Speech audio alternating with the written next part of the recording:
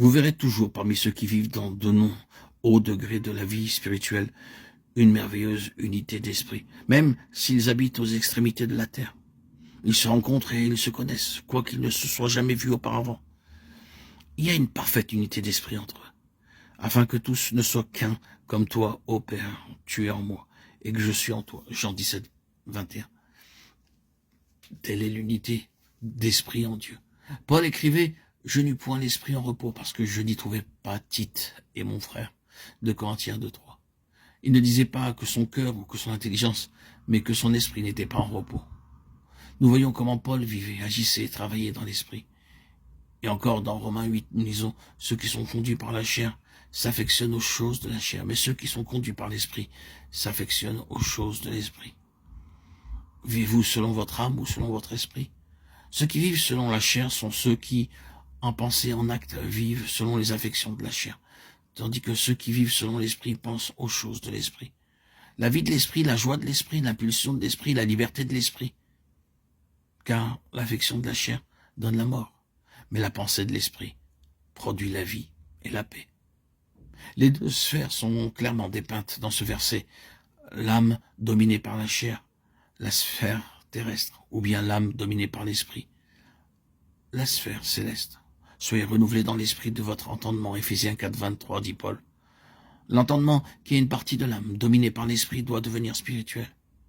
Il y aura une âme spirituelle et une âme charnelle. L'âme spirituelle pleine de sagesse est seule ouverte aux pensées de Dieu. Que Dieu nous enseigne ce que c'est que d'avoir une âme renouvelée, une âme spirituelle purifiée, dominée par l'esprit, et non par la puissance charnelle. Une âme capable de penser sagement et clairement les pensées de Dieu. L'apôtre écrit aux Galates, marchez selon l'esprit, et vous n'accomplirez pas les désirs de la chair. Galates 5, 16. Quand vous réaliserez la demeure du Saint-Esprit dans votre esprit, que vous lui permettrez de diriger tout votre être, lorsque vous marcherez selon l'esprit, alors seulement vous obtiendrez la maîtrise complète sur les désirs de la chair.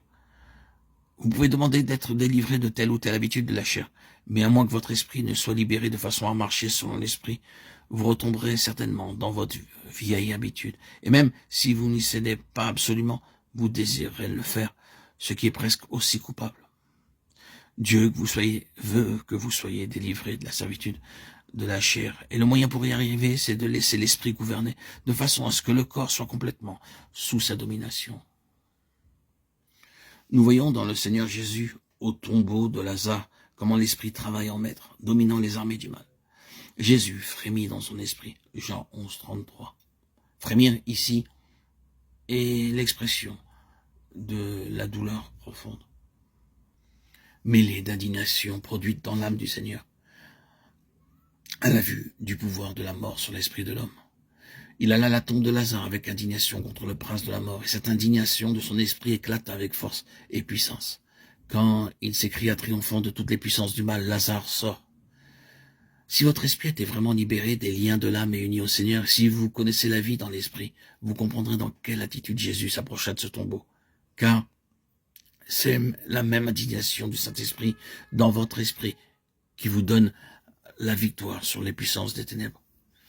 Il y a quelque chose dans votre esprit à l'instant où vous percevez l'œuvre du diable qui éclate avec une indignation qui ne vient ni de votre chair, ni de votre intelligence, ni de votre vie de l'âme, à vous.